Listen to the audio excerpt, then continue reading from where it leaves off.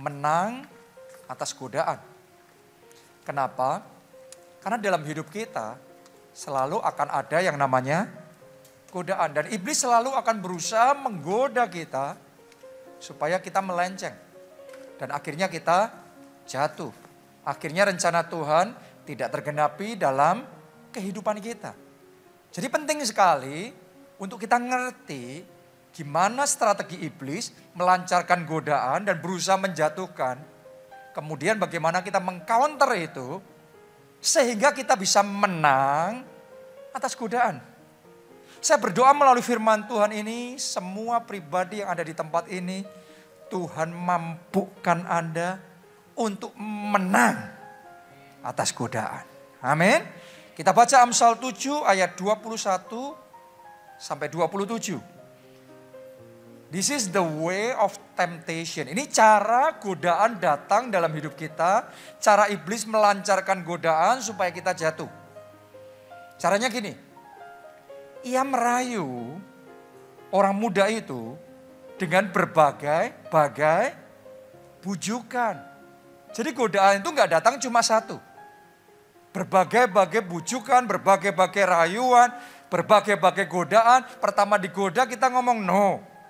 Digoda kedua kita ngomong no. Digoda ketiga kita ngomong no. Lama-lama terus menerus jebol juga, jatuh juga. Karena terus menerus dilancarkan serangan godaan itu. Ya, lanjutkan lagi. Dengan kelicinan bibir, ia menggodanya. Jadi bibirnya lumas sekali. Licin sekali, manis sekali. Saya mau ngomong sama saudara, godaan selalu datang dalam bentuk yang manis. Kalau godaan pahit, siapa yang mau? Godaan selalu datang dalam bentuk yang manis, yang kayaknya indah, kayaknya menyenangkan. Tapi di balik itu Anda akan dipatok, Anda akan dihabisi di situ. Itu godaan. Ayat 22, maka tiba-tiba orang muda itu mengikuti dia. Godaan itu tadi. Seperti apa?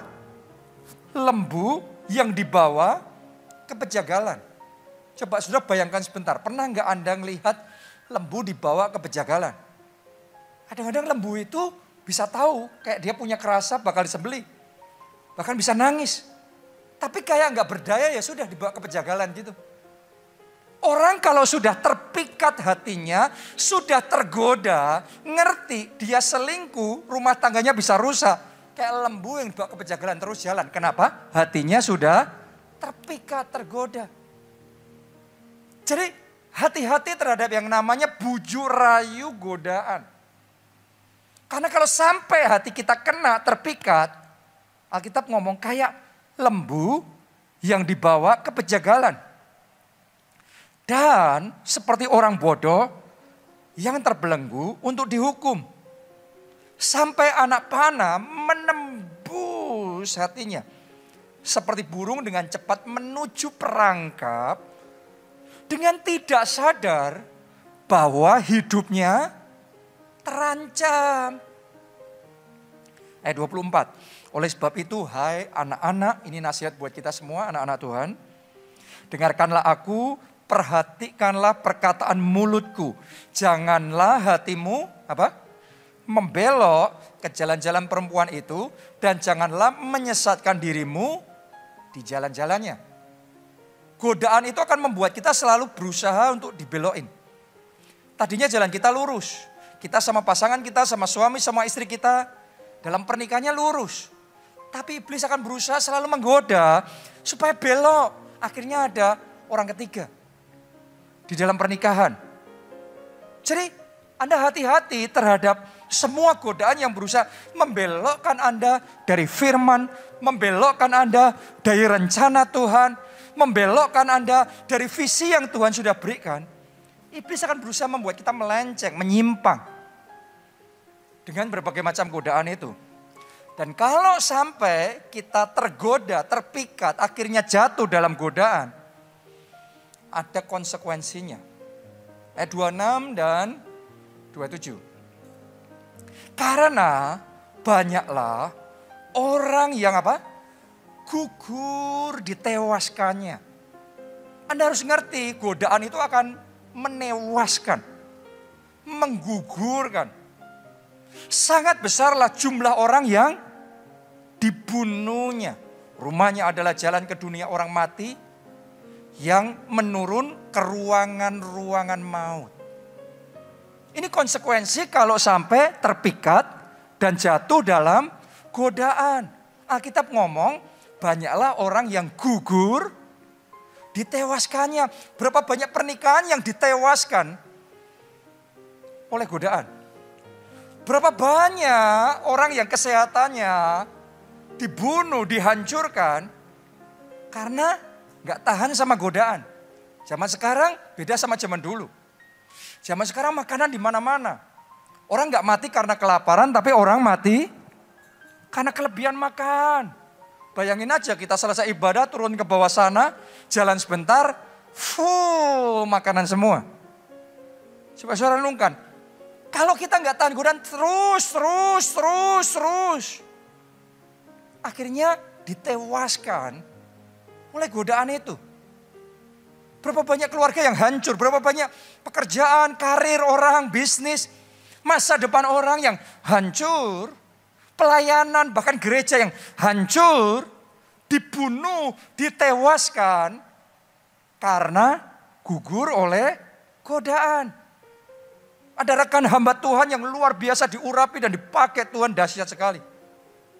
Tapi terus tergoda, jatuh dalam dosa perzinahan. Akhirnya nama baiknya ditewaskan, reputasinya ditewaskan. Perkenanan Tuhan dalam hidupnya dihancurkan, pelayanannya dihabiskan, sampai akhir hidupnya mengenaskan.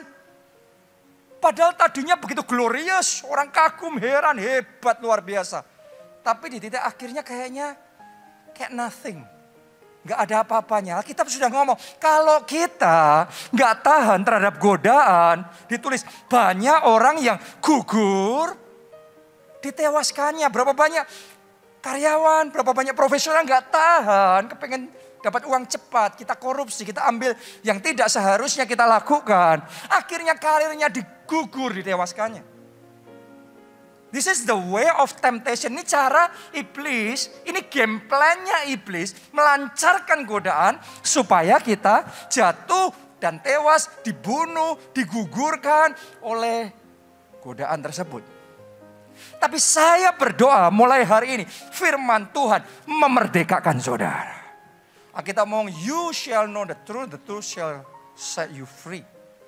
Engkau akan mengenal kebenaran dan kebenaran akan memerdekakan. Mulai hari ini Anda nggak lagi kalah. Anda nggak lagi jatuh. Mulai hari ini Anda yang menang. Roh Kudus memampukan Anda menang atas godaan. Amin. Terima itu dalam hati saudara. Anda yang menang. Anda bukan orang kalah. Anda lebih dari pemenang. Amin. Karena itu kita perlu belajar bagaimana ketika digoda oleh iblis, kita bisa menang atas godaan. Ketika digoda, bukan jika digoda. Karena godaan pasti datang. Yesus saja digoda oleh iblis, apalagi saudara dan saya. Pendeta juga digoda, siapapun kita juga digoda oleh iblis. Tapi kita harus menang. Nah, mari kita belajar gimana kita bisa menang atas godaan. Kita akan melihat kisah ketika Tuhan Yesus digoda oleh iblis dan dia menang. Kalau selama ini Anda masih kalah sama godaan, tapi mari kita belajar gimana hari ini kita balikkan situasi, kita bisa menang. Saya rasakan sementara firman Allah disampaikan, Roh Kudus sedang bicara dalam hati kita masing-masing, dan saya tahu urapan Tuhan turun atas saudara. Memampukan kita untuk menang. Kita baca Matius 4 ayat 2 sampai 11. Dan setelah berpuasa 40 hari dan 40 malam, akhirnya laparlah Yesus. Coba saudara lihat caranya Tuhan Yesus berpuasa berapa lama tadi? 40 hari. 40 malam, bukan cuma 40 hari. Kalau doa puasa 40 hari itu paling jam 6 sore buka, jam 6 sore buka, besoknya puasa lagi. Tapi ditulis dia doa puasa 40 hari, 40 malam, berarti selama 40 hari straight non-stop tanpa buka puasa sama sekali.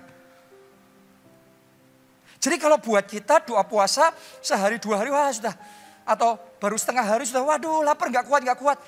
Kadang-kadang kita harus sadar daging kita manja sekali. Yesus doa puasa 40 hari, 40 malam. Terus ditulis laparlah Yesus. Ayat 3, lalu datanglah si pencoba itu dan berkata kepadanya, jika engkau anak Allah, perintahkanlah supaya batu-batu ini menjadi roti. Tetapi Yesus menjawab, ada tertulis, manusia hidup bukan dari roti saja, tetapi dari setiap firman yang keluar dari mulut Allah. Sementara Anda terima firman saat ini, rohmu dihidupkan oleh Tuhan. Amin, karena firman itu kekuatan. Jadi Anda terima ini bukan teori, bukan pengajaran biasa. Buka hati saudara, terima firman dan rohmu dihidupkan oleh Tuhan. Rohmu dikuatkan oleh Tuhan. Yesus yang ngomong, manusia hidup bukan dari roti saja, tapi dari firman. Lanjutkan lagi. Kemudian iblis membawanya ke kota suci dan menempatkan dia di bubungan bait Allah. Lalu berkata kepadanya, jika engkau anak Allah, jatuhkanlah dirimu ke bawah. Sebab ada tertulis mengenai engkau, ia akan memerintahkan malaikat-malaikatnya, dan mereka akan menatang engkau di atas tangannya, supaya kakimu jangan terantuk kepada batu. Yesus berkata kepadanya, ada pula tertulis, janganlah engkau mencobai Tuhan Allahmu. Ayat 8. Dan iblis membawanya pula ke atas gunung yang sangat tinggi, dan memperlihatkan kepadanya semua kerajaan dunia dengan kemegahannya. Didisplay semua. Oke, jadi kalau pencobaan itu terjadi di zaman sekarang, sosial medianya iblis penuh dengan kerajaan dunia, displaynya dengan segala kegemilangannya, kemegahannya. Kelihatan semua tuh, wow.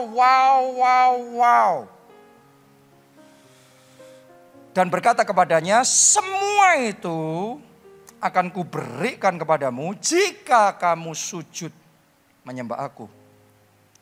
Maka berkatalah Yesus kepadanya, enyahlah iblis.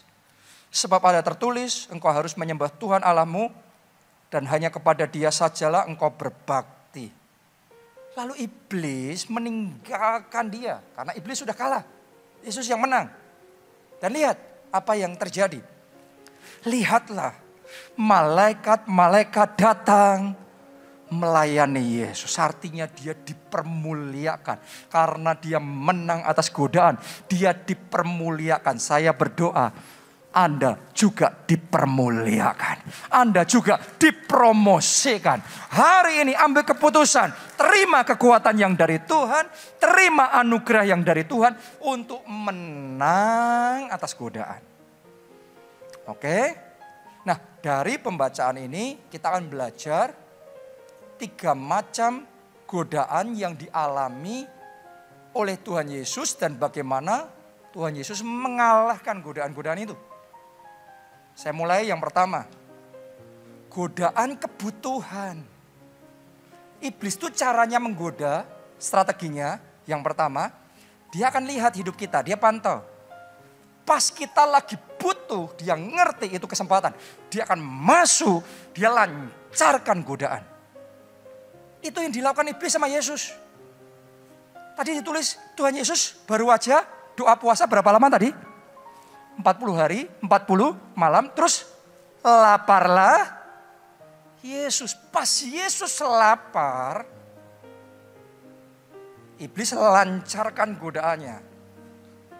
Ubah batu ini jadi roti. Roti itu yang dibutuhkan Yesus. Dia lagi lapar dan digoda dengan sesuatu yang dia butuhkan. Kalau Anda lagi butuh duit, Anda akan digoda sama iblis apa yang di depan mata tapi haram itu. Harusnya nggak boleh itu. Kalau saudara sedang bermasalah dengan pernikahan, bermasalah dengan suami, dengan istri saudara, caranya iblis munculin godaan wanita lain, pria lain. Kalau kita sama pasangan kita baik-baik aja, godaan kayak gitu muncul, nggak ngefek. Tapi ketika lagi masalah, stres, bertengkar sama pasangan kita, kosong hati kita, kita butuh nih. Muncullah godaan, disodori di depan mata. Pertanyaannya, kalau kita ngalami seperti itu, apa yang akan kita lakukan? Luar biasanya, Yesus bisa menolak godaan tersebut. Yesus bisa menang atas godaan itu. Tapi sebaliknya, Esau digodai dengan godaan yang persis sama. Dan dia gagal, dia jatuh.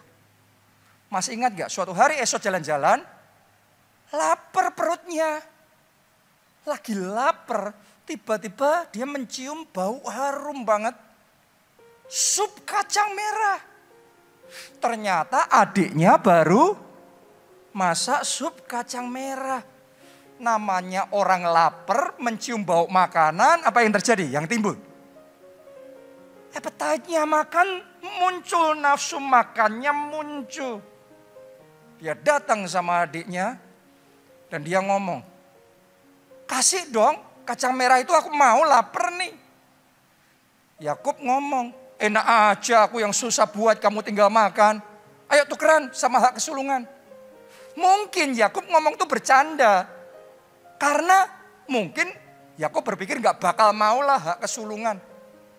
Tapi herannya Esau, namanya orang lagi lapar, kadang-kadang kalap. Orang kok lagi butuh, kadang-kadang gak bisa mikir dengan benar. Dan melakukan yang disesali. Dia setuju nukarin hak kesulungannya dengan semangkuk sup kacang merah. Anda yang dengar kayak gini aja mungkin, apa sih hak kesulungan? Anda harus tahu hak kesulungan itu hak. Dia jadi anak sulung dan dia akan mendapat double porsi lebih dari saudara-saudaranya yang lain. Dan saudara harus ngerti, Yakub dan Esau anaknya siapa? Ishak. Cucunya siapa? Abraham. Mereka ini keluarga konglomerat topnya dunia levelnya pada waktu itu. Sekarang hak kesulungannya ditukarkan hanya dengan apa? Semangkok sup kacang merah. Coba Anda renungkan. Semua harta kekayaan ini berbicara tentang materi saja. Ya, belum bicara tentang janji berkat Abraham, perkara-perkara roh. Ini yang materi saja ditukarkan. Ini kan geblek sekali saudaraku. Dengan semangkok sup kacang merah. Kenapa? Enggak bisa nahan nafsu. Makanya kalau kita tidak melatih diri kita, menahan nafsu kita, mengendalikan keinginan kita, maka kita jadi budak keinginan kita sendiri. Kepingin apa? Harus dapat. Kepingin apa? Ya sudah, mau kompromi, mau berbuat dosa, semua ditabrak. Kalau lagi kepingin. Itu sebabnya cara Yesus bisa menang atas godaan. Dia doa puasa. Doa puasa itu dia melatih dirinya. Kepingin makan, ditarik lagi keinginannya, dikuasai. Kepingin makan, dikuasai lagi. Kepingin makan, dikuasai. Dia sudah terbiasa melatih hatinya, melatih dirinya untuk memastering keinginannya. Bukan jadi budak, tapi jadi tuan atas keinginannya. Melalui doa puasa. Jadi disiplin rohani yang kita lakukan dalam hidup kita itu menentukan seberapa kita bisa mengendalikan diri kita. Anda merasa enggak? Anda out of control terhadap keinginan saudara, terhadap perasaan saudara. Hari ini saya ajak saudara teladani Tuhan Yesus, doa puasa. Waktu Anda doa puasa, kepingin makan, tidak makan. Bau kacang merah atau bau makanan apapun yang di bawah sana, kuasai diri saudara. Ngelihat di internet, ngelihat GoFood, waduh tinggal pencet ini, tinggal order ini. Tapi no, say no, karena lagi doa puasa. Kalau Anda melatih dirimu dengan doa puasa, saya mau ngomong sama saudara, seperti Yesus menang atas godaan, Tuhan akan mampukan, Tuhan akan berikan kekuatan. Anda juga menang atas godaan. Tepuk tangannya buat Tuhan yang memberikan kekuatan lebih dahsyat lagi. Amin. Karena itu mulai besok Senin doa puasa. Gereja kita mulai besok Senin akan melakukan gerakan doa puasa 21 hari. Belum ada apa-apa dibanding Yesus. Yesus bukan cuma 40 hari. 40 hari, 40 malam. Tapi kita baru nih latihan ini. Ini enteng ini. Kalau kita manja baru sehari 3 hari, waduh gak kuat. Bukan gak kuat, manja dagingnya. Gak pernah dilatih. Hari ini saya tantang saudara, mulai besok Senin, ayo bangkit, doa puasa 21 hari. Anda hitung aja dari Senin sampai 21 hari berapa lama? Doa puasa. Boleh ngomong amin saudaraku. Doa puasa, ngomong amin sekali lagi. Doa puasa, aminnya yang mantap. Tepuk tangannya yang meriah buat Tuhan. Karena itu caranya iblis. Kalau kita nggak melatih diri kita, doa puasa mengendalikan keinginan kita. Pas ingin, pas butuh, iblis sodorin di depan mata. Itu sebabnya di masa pandemi ini banyak pernikahan goyang. Banyak keluarga goyang. Kenapa? Di masa pandemi banyak orang stres, banyak orang depresi, masalah sama pasangannya, sama suaminya, iblis sodorin yang lain. Lagi sumpek sama istrinya, terus di kantor, rekan kerja ngobrol enak. Untuk curhat, ajak omongan enak. Terjadilah perselingkuhan. Kenapa? Karena lagi butuh. Gak dapat dari pasangannya. Disodori iblis. Anda sambar apa tidak? Itu kenikmatan sesaat yang akan menghilangkan hak kesulungan. Semangkuk sup kacang merah yang menghilangkan hak kesulungan. Berapa banyak orang di masa pandemi ini tergoda akhirnya gugur ditewaskan gara-gara pinjol. Pinjaman online. Lagi butuh nih. Karena semuanya ngalami tantangan. Ada pinjol.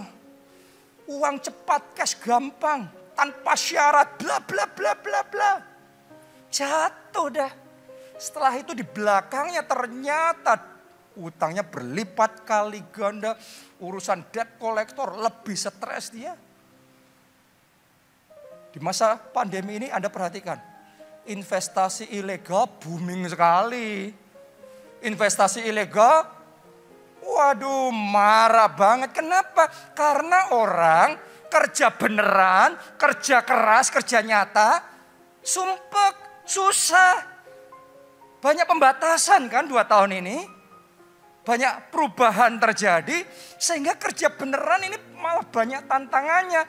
Di saat kita lagi butuh muncul tawaran investasi online. Trading apapun namanya. Katanya returnnya pasti, imbal hasilnya luar biasa. Tiap bulan 18%, 20%, 25%. Gak masuk akal. Padahal investor legendaris paling top, paling hebat, paling kaya di dunia hanya mampu rata-rata setahun 18%. Tapi ada orang entah berantah nggak tahu juntrungannya dari mana bisa ngomong, ngeklaim, bisa ngasih kepastian tiap bulan 15%, 20%. Karena lagi sumpek, kerja beneran nggak dapat, nggak ada jalan. Ini ada cara gampang, langsung gampang dapat duit, ditubruk lah. Tapi sekarang menyesal. Coba saudara renungkan, firman Tuhan itu nggak pernah salah. Jalan menuju neraka, menuju kebinasaan, lebar. Alkitab ngomong, dan banyak orang melaluinya. Kenapa? Cari gampang. Kayak Esau tadi, maunya sekarang. Pokok sup kacang merah. Sekarang. Dapat sekarang, maut ujungnya. Sebaliknya jalan kehidupan, Alkitab yang ngomong loh. Sempit, sedikit orang melaluinya. Suruh kerja keras, sempit.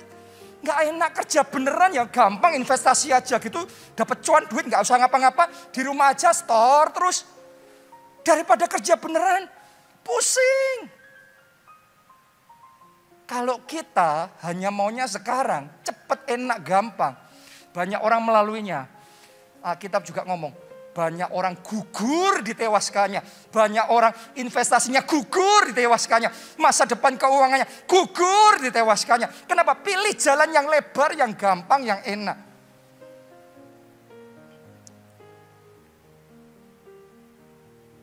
Mulai hari ini saya berdoa kita semua.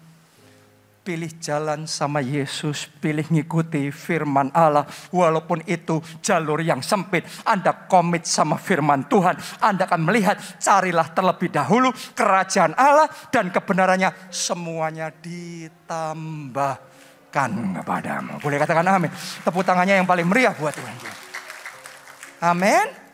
Jadi sadari itu, pas lagi butuh, iblis nawarin godaan, begitu tuh muncul, ingat firman Tuhan hari ini. Ini semangkuk sup kacang merah. Pilih ini atau pilih hak kesulungan? Pilih kenikmatan sesaat, cuan besar sesaat, atau pilih perkenanan Tuhan? Pilih mengikuti cara Tuhan. Saya berdoa ada anugerah Tuhan dalam hidup saudara untuk memilih yang terbaik. Boleh katakan amin, saudaraku.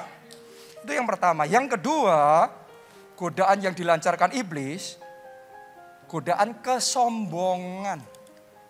Iblis menggoda untuk menjatuhkan kita. Tapi godaan beda sama serangan. Kalau serangan dia akan berusaha hajar langsung Anda. Tapi godaan itu jalannya muter. Jadi untuk menjatuhkan kita diangkat dulu, diumbul-umbulin dulu, diangkat-angkat dulu. Wah, kita mabuk kepayang, kita lupa diri. Dibanting jatuh kita. Jadi tidak semua yang ngangkat-ngangkat kita yang wah, kita bangga, kita hebat. Tidak semuanya itu benar. Seringkali justru sebaliknya. Itu strategi iblis untuk menjatuhkan kita. Kenapa? Alkitab yang ngomong. Kesombongan awal apa? Kejatuhan. Orang kalau ngangkat-ngangkat diri, hati-hati. Sudah bisa melihat orang-orang yang ngangkat-ngangkat diri, wah pamer-pamer, flexing-flexing. Di sosial media, wah bangga. Kalau disebut crazy rich. Anda jangan ikut-ikutan ya. Ada bedanya crazy rich sama truly rich. Kalau yang Anda ikutin crazy rich, rich-nya nggak dapat, yang kena crazy-nya aja. Yang jadi crazy-nya aja. Gila beneran. Buat apa kita ngangkat-ngangkat diri, wah punya ini, punya itu. Orang-orang kalau bener-bener kaya itu nggak teriak-teriak. Dia punya ini, punya itu. Apa yang perlu dibuktiin? Yang sudah punya kok. Jadi kita harus hati-hati. Jangan saudara ngelihat kalau orang wah mobilnya Mercedes-Benz pasti orang kaya. Belum tentu. Kalau rumahnya besar pasti orang kaya. Belum tentu. Kalau punya hotel pasti orang kaya. Belum tentu. Kalau punya mall pasti orang kaya. Belum tentu. Ada orang-orang yang punya semuanya itu. Tapi lebih kaya Anda daripada mereka. Gak usah iri sama yang lain. Gak usah iri sama yang ngangkat-ngangkat diri sendiri. Alkitab ngomong, rendahkanlah dirimu di bawah tangan Tuhan yang kuat. Maka ia akan meninggikan engkau pada waktunya. Saya merasakan ada orang-orang di tempat ini meresponi firman Tuhan. Anda memilih merendahkan diri dalam hidupmu. Tuhan yang mengangkat saudara. Amin. Orang itu kenapa mengangkat diri? Kepengennya di atas. Tahu nggak saudara? Tuhan nggak keberatan kita di atas. Tapi Tuhan ngomong, kamu jangan ngangkat-ngangkat diri. Kita mau yang ngangkat-ngangkat diri ini dibanting, dijatuhin. Tapi yang merendahkan diri, itu yang diangkat sama Tuhan. Anda di atas karena diangkat Tuhan itu indah. Amin. Haleluya. Karena Alkitab yang ngomong berkat Tuhanlah yang menjadikan kaya. Dan kalau kayanya saudara karena berkat Tuhan, Alkitab mengatakan berkat yang dari Tuhan, kekayaan dari Tuhan tidak disertai duka cita. Saya berdoa saudara semua jemaat keluarga Allah, Anda diberkati, diberkati, diberkati, diberkati, diberkati, diberkati oleh Tuhan. Dan berkat itu disertai sukacita. Sukacita, damai sejahtera, kebahagiaan melimpah dalam hidup saudara. Buat apa kita ngangkat-ngangkat diri, wah kak crazy rich, crazy rich. Akhirnya urusan hukum. Akhirnya dikejar-kejar pajak. Ya, akhirnya bermasalah. Orang kalau ngangkat-ngangkat diri, pasti nanti tinggal tunggu waktu. Kita siapapun gak bisa ngelawan firman Tuhan kok. Orang yang meninggikan diri akan direndahkan, kata firman Tuhan gitu. Siapapun kita. Tapi kita merendahkan diri di hadapan Tuhan. Tuhan yang angkat kita. Jadi hari ini ambil keputusan merendahkan diri di hadapan Tuhan. Mengandalkan Tuhan dalam hidup saudara. Ambil keputusan mendekat sama Tuhan. Jadikan dia sumber pengharapan dalam hidup saudara. Maka ia akan mengangkat hidupmu. Katakan amin. Kita kasih tepuk tangannya pula yang paling meriah buat Tuhan. Yang ketiga, godaan yang biasa dilancarkan iblis adalah godaan keinginan akan harta kekayaan. Itu yang iblis lakukan kepada Tuhan Yesus. Masih ingat gak kisahnya tadi? Iblis ngomong sama Tuhan Yesus. Dicatat tadi dalam Alkitab.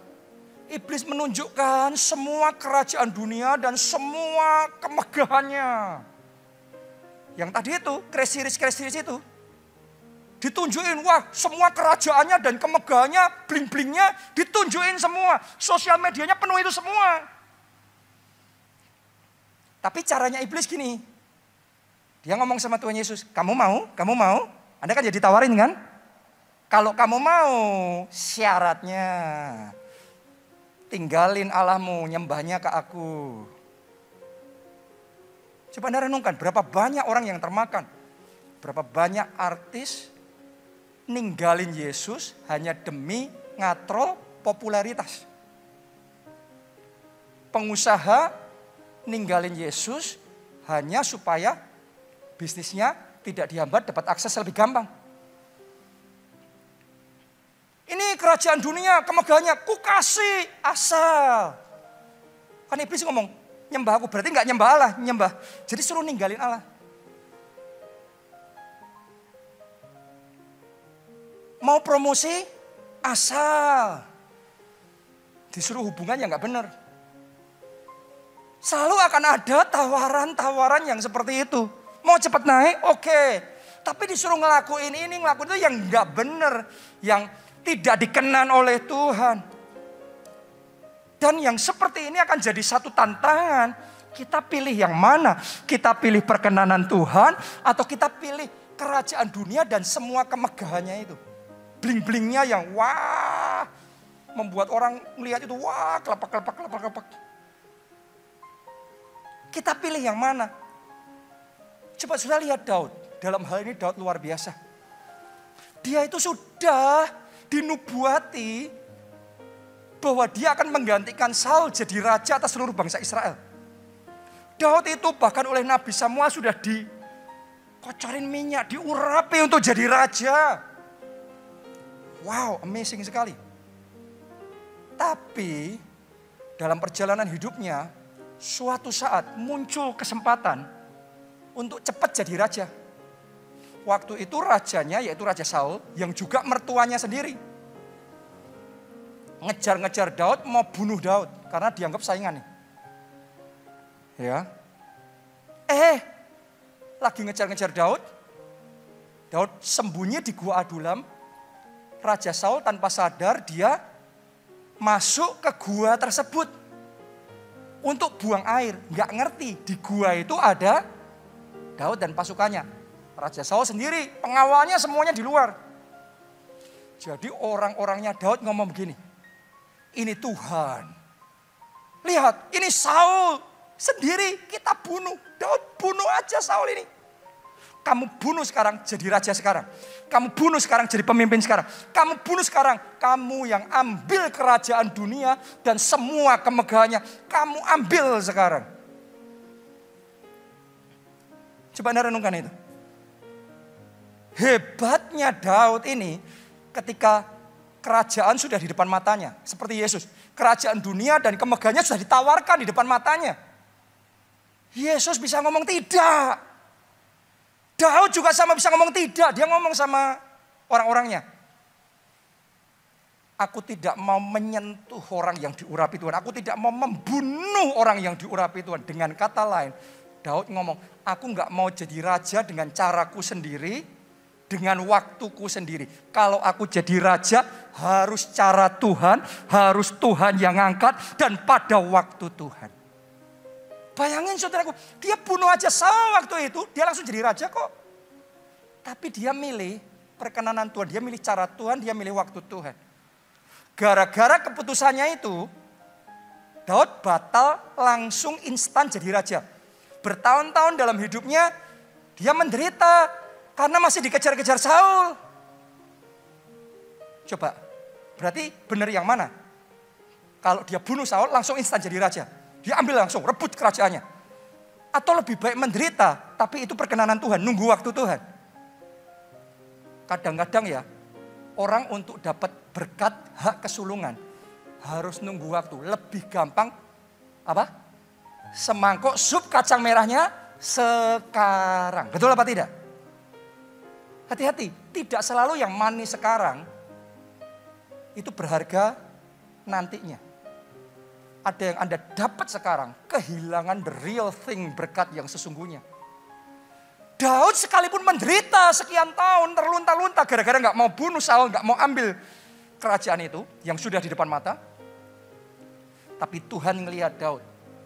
Tuhan memperhatikan kesungguhan Daud, nunggu waktunya Tuhan. Dan Tuhan, tangannya Tuhan sendiri yang ngangkat Daud jadi raja. Anda perhatikan, Daud tidak pernah merebut tahtanya Saul. Tapi Tuhan yang ngangkat Daud dengan caranya Tuhan. Pada waktunya Tuhan. Tuhan yang mempermuliakan Daud. Dan setelah dia jadi raja, bukan cuma raja biasa. Dia jadi raja terbesar atas seluruh bangsa Israel. Bukan hanya itu. Tuhan janji sama Daud, Daud aku ngelihat yang kamu lakuin. Maka kamu dan anakmu dan keturunanmu selama-lamanya akan duduk di tahta. Coba renungin saudaraku. Jadi karena Daud milih waktu Tuhan, cara Tuhan, milih perkenanan Tuhan. Walaupun awalnya rugi, tapi akhirnya dia dapatnya tahtanya selama-lamanya. Tapi kalau hari itu dia langsung milih jadi raja dengan caranya. Saya mau tanya sama saudara. Dia bunuh Saul waktu itu. Dia jadi raja enggak? Saya yakin dia tetap jadi raja. Kenapa? Karena Tuhan sudah milih, Tuhan sudah ngurapi dia. Bahkan bangsa Israel itu sebenarnya, rakyat itu hatinya sudah sama Daud. Buktinya apa? Mereka nyanyi. Saul mengalahkan beribu-ribu. Tapi Daud mengalahkan berlaksa-laksa. Jadi rakyat mihak Daud apa Saul? Daud lah. Nah kalau Saul mati, langsung Daud diterima jadi raja, pihaknya Daud lebih banyak. Tapi kalau sampai itu Daud lakukan, Anda harus ngerti, hukum itu akan jalan terus. Sekian tahun kemudian setelah dia jadi raja, dia ngalami juga masalah dengan yang di bawah dia. Kalau dia belum jadi raja, dia masalah sama rajanya yang di atas dia. Setelah dia yang di atas, sekarang ganti masalahnya sama yang di bawahnya dia. Satu anaknya Daud memberontak. Siapa tuh namanya? Absalom. Dan Absalom tuh pintar ngomong juga. Dan waktu itu terjadinya persis. hati rakyat sudah dimenangkan sama Absalom. Anda harus ngerti, rakyat waktu itu mihak Absalom, bukan mihak Daud. Pasukannya Absalom besar sekali. Dan Daud sudah hampir mati. Daud sudah hampir celaka. Dia harus lari dari istana. Dia harus menyelamatkan diri. Di momen seperti itu, saya percaya Tuhan ingat sekian tahun sebelumnya apa yang Daud sudah lakukan. Daud lebih memilih perkenanan Tuhan, lebih memilih waktu Tuhan, lebih memilih cara Tuhan. Itu sebabnya walaupun sudah kepepet, tapi Tuhan jagai Daud. Tuhan lindungi Daud. Tuhan selamatkan Daud. Akhirnya Absalom dikalahkan, Daud dipulihkan. Jadi raja yang kokoh tahtanya sampai selama-lamanya. Apa yang ditabur orang, itu juga yang dituai oleh orang. Kalau waktu itu Daud memilih ngambil paksa kerajaan dari Raja Saul, dari mertuanya. Mungkin ketika pemberontak Absalom terjadi, ceritanya kisah hidup Daud yang kita baca sekarang mungkin akan berbeda. Karena apa yang ditabur orang, itu yang dituai oleh orang. Jadi dalam hidup kita ini akan ada momen-momen kita ini disuruh milih nih. Milih enak sekarang, langsung dapat sekarang, atau milih kemuliaan yang akan datang. Daud sekian tahun menderita, tapi setelah itu kemuliaannya besar. Atau pilih kenikmatan sesaat, tapi kehilangan apa yang luar biasa yang Tuhan sudah sediakan. Ini godaan nih, godaan itu selalu akan mengiming-imingi kita dengan sesuatu yang indah. Nih lihat nih kerajaan dunia dan semua kemegahannya, semua ku beri asal. Tapi kamu kehilangan kemuliaan yang lebih besar. Saya berdoa setiap pribadi di tempat ini yang Anda pilih dan yang Anda alami adalah kemuliaan yang lebih besar. Mulai hari ini Anda tidak lagi kalah terhadap godaan, tapi Anda menang. Anda menang. Anda menang. Jadi lebih dari pemenang. Amin. Mau ngalami kemenangan? Rahasianya gimana? Nomor 1, berjalan lebih erat sama Tuhan. Kenapa kedekatan kita sama Tuhan akan membuat kita menang atas godaan? Karena kita itu jadi sama seperti siapa kita bergaul. Kalau kita banyak bergaulnya sama yang dunia, nontonnya drama-drama yang gak karu-karuan, terjadi value transfer. Pikiran mereka jadi pikiran kita jadi mikirnya jadi aneh-aneh. Jadi pikiran dunia tuh. Keinginannya jadi dunia juga tuh. Sebaliknya kalau kita dekatnya sama Tuhan, kita tuh ditransform. Kita tuh diubahkan, hari ke hari kita tuh dibaharui. Budi kita dibaharui, pikiran kita jadi mirip seperti pikiran Yesus. Hati kita jadi seperti hati Yesus. Keinginan kita jadi keinginan seperti keinginan Yesus. Saulus jadi Paulus mengalami itu. Makanya dia bisa ngomong, dulu hal yang sama ini aku anggap untung. Tapi sekarang karena pengenalan akan Kristus, hal yang sama aku anggap sampah. Saudara kalau dekat sama Tuhan ini efeknya yang benar gitu. Dosa yang sama, sebelum kita dekat sama Tuhan, kita anggap ini untung nih, selingkuh ini untung nih. Ini kalau korupsi ini untung nih, makanya kita tabrak, kita ambil nih. Tapi kalau saudara kenal Allah, dekat sama Allah, ditransformasikan, diubahkan. Dosa yang sama yang tadinya dianggap untung, sekarang kita ngerti ini sampah ini. Nah kalau iblis nawari kita dengan sampah, kita ya gak tertarik. Siapa tertarik? Anda mau sampah? Ada gak yang mau sampah? Sampah. Ini semua kerajaan sampah dan semua kebusukannya. Siapa mau? Gak ada yang mau. Tapi hal yang sama, sebagian orang lihat sampah ini, untung ini, gemilang ini, kemegahannya ini, kerajaan dunia ini. Bedanya di mana? Bedanya di kedekatan kita sama Tuhan. Saya berdoa mulai tahun ini Anda lebih dekat sama Tuhan daripada yang pernah Anda lakukan sebelumnya dalam hidup saudara. Anda dibawa masuk dalam persekutuan yang karib dengan Roh Kudus. Beda hanya hadir di gereja dengan engkau punya hubungan pribadi yang dekat sama Tuhan. Beda, lain. Tahu tentang Tuhan, pendeta khotbah tentang Tuhan, dan pendeta menceritakan persahabatannya sama Tuhan. Lain. Enggak sama. Engkau kalau jalan hidup sama Tuhan, engkau diubahkan hari demi hari. Semakin serupa dengan gambar dan rupa Kristus. Amin. Yang kedua, jadikan firman Allah kiblat hidup saudara. Maka Anda menang atas godaan. Kok bisa? Lihat Tuhan Yesus. Setiap kali iblis menggoda dia. Ayo buat batu jadi roti. Tuhan Yesus selalu menjawabnya apa? Ada tertulis. Apa itu yang tertulis? Firman Allah. Jadi kalau digoda sama iblis, Yesus selalu menjawab, firman ngomong begini. Firman ngomong begitu. Tapi banyak orang Kristen, waktu digoda sama iblis, terus tanya-tanya temannya. Terus, selebgram ini ngomong begini.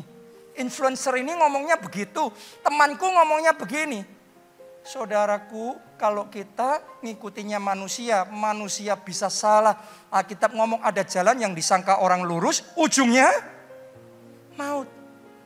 Mulai hari ini hidupmu tidak ditentukan selebgram, hidupmu tidak ditentukan influencer, hidupmu ditentukan firman Allah. Karena firman itu pelita bagi kaki kita, terang bagi jalan kita. Boleh katakan amin. Tepuk tangannya meriah buat Tuhan kita. Haleluya. Dan yang terakhir, yang ketiga, lawan iblis. Kalau mau menang atas godaan, belajar ngelawan iblis. Jangan digoda cuma diem aja. Digoda diam lagi. Lama-lama jebol juga pertahanan kita. Anda lihat gak cara Yesus membuat iblis lari? Awalnya digoda, dia cuma ngomong ada tertulis. Digoda ada tertulis. Sampai di satu titik, Yesus menghardik iblis. Anyalah engkau iblis. Benar? Dilawan, kenapa? Alkitab yang ngomong, tunduklah pada Allah. Terus apa? Lawanlah iblis. Ia akan lari daripadamu. Jadi saya berdoa, Anda mulai hari ini bukan cuma nahan godaan perselingkuhan. Anda lawan, Anda hardik, Anda patahkan itu di dalam nama Yesus.